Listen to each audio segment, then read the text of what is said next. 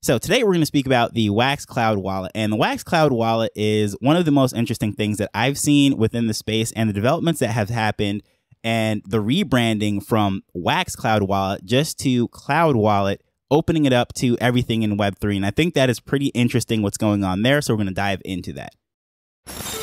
Hello, I'm Taj, digitally known as Tropic Vibes, the host of Nifty Business, where we highlight NFTs and explore Web 3.0 as we move from pure speculation to creating real-world value.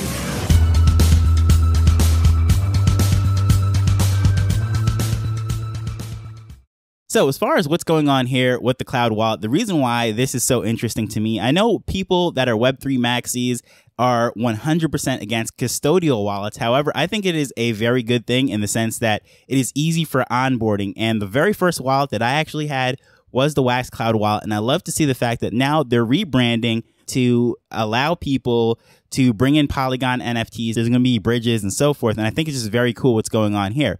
So as far as what's going on, there is something that I find very interesting that they are doing. As far as opening it up to the broader Web3 ecosystem, I think it is very good because we're having a serious onboard problem, and Wax had a huge issue with everything being branded Wax. And as you could see with their game studio, which was Wax Studio originally, it is now going to be called Tyranno Studio, or I shouldn't say now going to be called Tyranno. It's been rebranded for quite a while. And the same thing that we're seeing here now with the Cloud wallet. And I think that's very interesting as to what's happening here, because so many times I speak about the NFTs that I have for people that I have technically gifted away. I don't technically own them.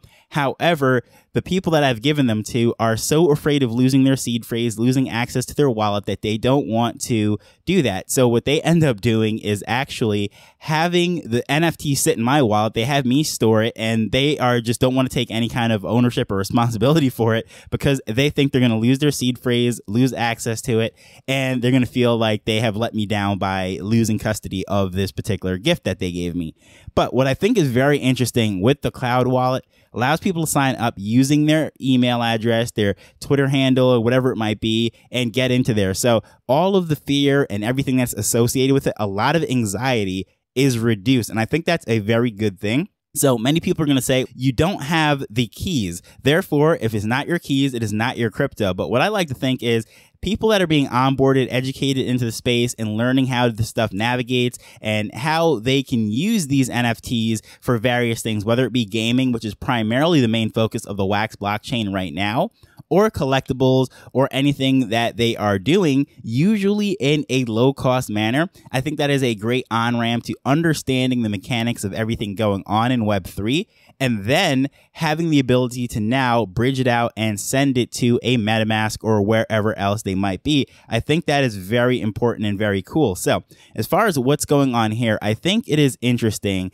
that they have first set up the ETH bridge, which was the initial part. And we know Ethereum, everyone is looking over there as far as what's going on with the PFPs and the collectibles and so forth. So having that bridge set up first, I think is cool. However, as we know, these are very low cost, I should say, inexpensive NFTs for the most part that are on the Wax blockchain. So it's not feasible to bring them over onto Ethereum for all the reasons that we always speak about, the gas and so forth. So the fact that they have set up the bridge to also go to BNB, which is the Binance Smart Chain, and also now they have added Polygon, I'm pretty excited to see what's going on over there. I think Polygon is probably the better match of the two because the Polygon community is having a good time, having funds, collecting everything.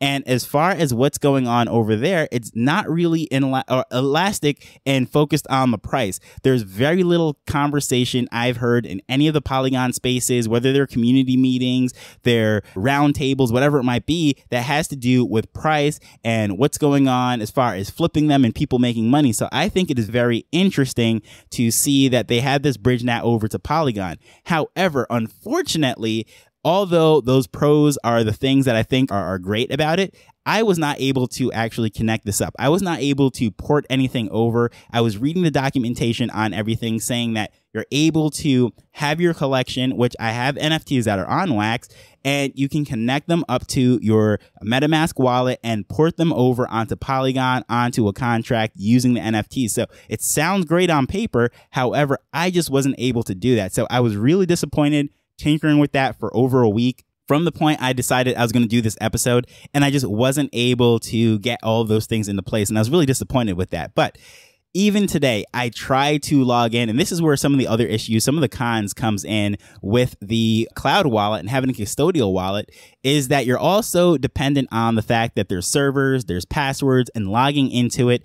It is not the most Web3 decentralized, you take charge of everything way. So as far as what's going on here, I think it's interesting to see that I couldn't log in. I could not get onto it. Of course, I put in the wrong password a couple times, so it locked me out for a half an hour. And up to right before recording this, I wanted to have the screen up so I'd be able to speak about it and tell you exactly what I'm seeing, but I was locked out of my wallet. So that is definitely a downside of custodial wallets and what have you. However, look at the flip side. One side is I'm locked out for a half an hour, wasn't able to come on this podcast and have it wide open and speak about it. But on the other side, a newbie coming into the space, it is much better to be locked out for a half an hour than it would be for someone losing their seed phrase and losing their MetaMask access forever.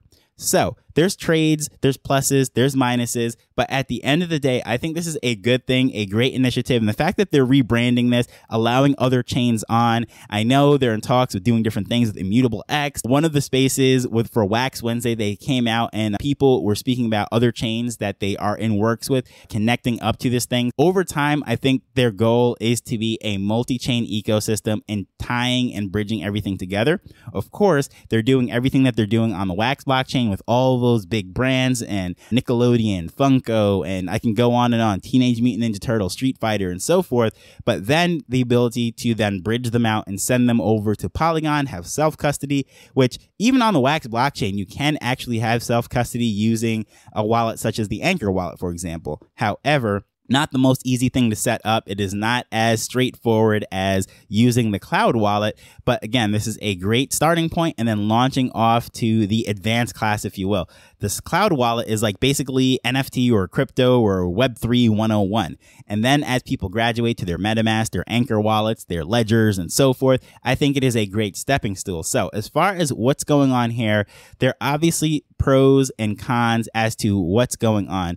And I don't necessarily think that this is the fit-all solution because, as I said, it is not perfect. It's buggy. I was locked out of it, even to the point when I'm getting ready to do this recording, I could not get back in. But as far as what's going on in the greater Wax ecosystem, what's this cloud wallet, they have that bridge. Obviously, I've explained that they have the ability to port those NFTs from Wax to Polygon or wherever, and then back if needs be. All the tech for that to happen, I don't know. That's way above my pay grade. I'd love to have somebody on the show speak about that.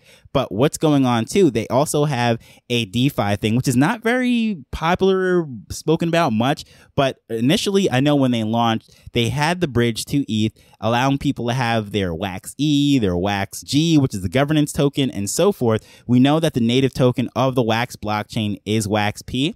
But they had those other tokens you could port, you could swap, you could do different things. And I thought that was very interesting. So that really didn't take on and catch fire as much as I thought it would. Of course, they have the Alcor exchange where you can swap between various game tokens and back to Wax and so forth.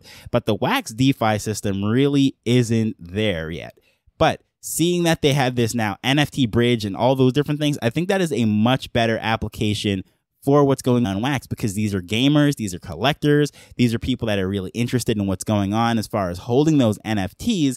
And the NFT bridge, I think, is going to have much more adoption, much more popularity than the DeFi bridges. So excited to see where that goes. But as far as where this MetaMask, if you will, bridge and everything with the bugs, I don't know if that's something that's widespread everywhere, because I've been having a lot of issues connecting with Wallet Connect. A lot of dApps I see are having issues. So I don't know if I'm going to say this is a Wax specific issue, if this is something that's happening with the wallet, or if this is a Wallet Connect issue or what. I don't know, to be honest, but I just know I wasn't able to connect it. I wasn't able to do the bridge, and it was a little frustrating to me, but hopefully over time things do get worked out and they are able to continue to build on this and innovate on this. And I just love to see what's going on here, because again, these things are the type of things that has mass appeal, these games that are being played and so forth. And I know I say it all the time. You're probably tired of hearing me say it, that the Wax blockchain actually has way more transactions than all other blockchains combined, active wallets, everything, because these games are on chain. So these transactions and things are taking place on the blockchain. One of the very few blockchains, if not the only blockchain that I could think of that can handle such a massive volume and not go down. So that was the live portion that took place in the spaces, went on to play some music and such. However, there is a few things that I did leave out that I thought about after the fact. And again, this was all because I was actually locked out of the Cloud Wallet at the point of recording that. So I was doing a lot of the things from memory as opposed to looking directly at the dashboard as I was planning to do during the space. So a few things that I did leave out. I do like the fact that when you log into the Cloud Wallet, you can see everything. There's multiple tabs, shows your NFTs, shows the different tokens that you're holding, the balance. It has the dApps that you can go to, all the different marketplaces and so forth. It has the different chains such as Immutable X, and everything is just right there, very visual, easy to find things, and it is not too overwhelming. For example, like the Crypto.com DeFi wallet. When I logged into the Crypto.com DeFi wallet, I was just overwhelmed. There was too much going on, too many tabs, marketplaces, and everything, and I just really did not enjoy it. As far as logging into this Cloud Wallet, it is very easy to use in my opinion, just like navigating any kind of website. If you can navigate Amazon, that is as complicated as it gets, and millions of people do that on a daily basis. But with this, it is nowhere near as complicated as that. Just using that as a comparison, as a bar to set the standard. Sure, it's not as basic and simplistic as, let's say, using MetaMask or using the Phantom wallet. However, it is nowhere near as complex as the DeFi wallet from Crypto.com or logging into Amazon. So there's two different extremes. The thing with the DeFi wallet, there's so much going on there, but it's just not a user-friendly experience in my opinion. I just did not enjoy doing it. But with the Cloud wallet, is fairly simple, fairly easy. And the cool thing too, also, even if you're someone who does not have an account with one of the exchanges where you're going to buy your WaxP tokens or whatever token that you need to purchase the various coins, you can do that directly in the wallet. You can set all of that up. You can use your credit card, your debit card, just log in there. And I think it's just really simple, really easy to set up and add balances to your wallet. But most importantly, this is the way you're going to interact with different things. People can airdrop you different things. For example, I had a collection that I had on there, but which also brings me to the things that I do not necessarily like. So now we're going to step away from just specifically the Wax Cloud Wallet and looking at the broader picture as to what's going on in Wax. Wax, as I said multiple times, was my entry point into this place. However, it really is not developing as much as I would like it to for a creator such as myself. So it was very easy for me to create those various NFTs, the different collections. Anyone that can fill out a profile on any of these social media platforms, in my opinion, should be able to get these NFTs up and running on Wax. It is pretty straightforward, very easy. There's multiple tutorials that walks you through it, and within minutes you can have NFTs on the blockchain. However, adding utility to them is another thing in itself. That is where I would say is the drawback for the Wax ecosystem, and it is not as simple as just, say, finding one of the many smart contracts and just modifying it that you would within the Ethereum ecosystem. You can customize any Ethereum, Polygon, or EVM-based NFT to basically do whatever you want, and there's probably someone who already wrote the code for it, and all you have to do is inspect it and then just modify it for your personal needs. Now, when it comes to the Wax blockchain, again, very simple to get the NFTs up, but adding utility and things of that nature, in my opinion, is just not that straightforward. The NFTs that I had on there, I was hoping to be able to give them much more utility other than just being a collector's item, which is fun and cool and what have you.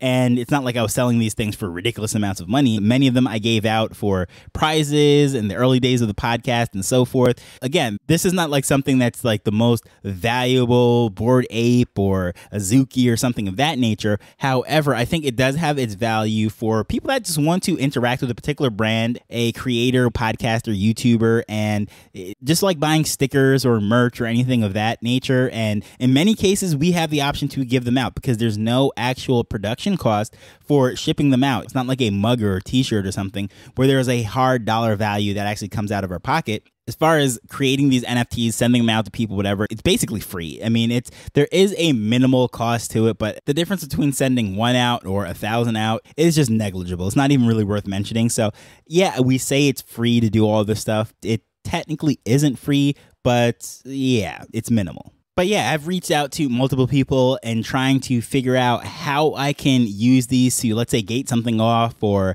have some sort of utility other than trading them in to redeem something or doing some kind of swap or combining them via NFT blocks, which is pretty cool. I don't know if you're familiar with this, but using NFT blocks, which is in the Wax ecosystem, let's just say, for example, that you had 2 types of ingredients. I'm going to use an idea that we initially played with. A while back, we had this Caribbean space called NFT Lime, and NFT Lime is a play on the words. It's a Caribbean word that is lime, hangout. It's like the hangout, so the NFT Caribbean hangout. And we called it NFT Lime. So we used to hold these spaces. Used to be I want to say it was Thursday, but for the most part, it came down to me speaking on the microphone by myself, and people were just losing interest as the market started to tank. And I was like, you know what? Like, why am I putting this thing on, putting all this energy into it if no one's going to show up? We started off with a group of, I don't know, maybe 15 people or so, and then it just dwindled down. However, the reason why I'm bringing this up is we initially were going to do this whole rewards program. You show up, you get your different ingredients, you get your lime, your sugar, and so forth, and you'd be able to get all the ingredients for various drinks, pina coladas and lemonades and mixed drinks and so forth. And how we were going to do that, we're going to craft it using NFT blocks. So you could put all your ingredients in there and then you mix them up and then you get various rarities of these drinks and so forth. However, the thing that we were finding that was really discouraging and a little frustrating was that besides being a collector's item, which I thought was cool, we couldn't figure out how we would then have other utilities associated with it. Reached out to multiple people trying to figure out a way we could add it, and unfortunately we just weren't able to do that. So if anyone is in the Wax ecosystem that is able to do that and has experience doing that or has an example of that, full utility NFTs using the Wax blockchain, I would love to see that. And for the most part, what we're seeing is people and companies with large budgets that are building games and so forth. That is the primary use case for the Wax blockchain. So that is not really the direction that I was going with. And as far as what's going on in even the Atomic Hub, there are basically 2 options when you sign up, at least when I did it. It could be very different at this point. However, if you search some of the older episodes, I actually spoke about the whole process of getting approved with a white check mark saying that, yes, you submitted your information and you're a legitimate person and so forth. In order to do that, there was either 2 routes that you came with. Either A, you were in the collector's batch, or B, you were in the game batch. And if you wanted to then gamify it and figure out how to turn those collectibles into a game, you'd actually have to apply to then get upgraded. So it is 2 different things, and unless you're going with a game, building a game, and trust me, and there are countless games on the Wax blockchain. That is their primary focus right now. But that's not the route that I was trying to do. I was trying to, again, use it as a community builder, as a tool builder, and do some really cool things. But I just was not able to do that. And that was a little frustrating to me, other than just having these collectibles. Now, the thing, this is interesting how this all ties back in. Of course, start off speaking about the cloud wallet and so forth. But also, there are things that are happening over on the Ethereum ecosystem with combining NFTs, and down the line, that's something I'm definitely going to explore some more. There's a new protocol that's coming out, or that was developed, as far as I know. They're the originators of it, this creators project that is coming up, getting ready to mint within a couple days. But as far as having these NFTs, bridging it back, and I'll just land the plane right here, be able to be combined, do all this cool stuff, but yet have the utility that we see on Ethereum is a perfect match that I would love to see. And maybe with this new protocol, the things that are being built out over there on Ethereum will get us closer to that, especially if you're able to do that with Polygon, because again, with the gas fees on Ethereum, it just doesn't really make sense. But with the cloud wallet being able to bridge over there, do some interesting things, who knows, maybe those Wax NFTs that I initially launched will be able to be brought over onto Polygon, do some cool things there using these protocols and what have you, and everything will come full circle. And I think that would be absolutely amazing. Great times ahead. So Love to hear your thoughts on all of this. I know initially I started with the Wax Cloud wallet. My overview is of that. Of course, the positives, the negatives, and my experience using it. And then I just gave a broad overview of what's going on with Wax NFTs, the Wax ecosystem. And this is a flyby at 30,000 feet. This is not getting down and gritty into the whole thing. There's always Wax Wednesdays. They always have their spaces. And if you really want to find out more about the Wax community, I encourage you to hop into those. And since I mentioned it, Polygon, those on Polygon spaces as well. Great place to figure out what's going on in those ecosystems. I highly recommend any of the spaces that are related to either Wax or Polygon. I think even if you have no intentions of spending any money over there whatsoever, just hearing what's going on there, it really opens your eyes up as to some of the cool things that could be done with these NFTs. And it is a completely different vibe than what you're going to see over on Ethereum and Solana. So I think that is just really cool, but love to hear your thoughts on all of this stuff. Please feel free to leave your ratings and reviews and whatever podcast app that you are listening to. As usual, just want to thank you for taking time to listen to this as we're learning and building Web3 together. So until next time, later. The Nifty Business Arrow is not investment advice. It provides insights and information within the space. As with anything, please do your own research before making a decision whether you're making an investment or a purchase.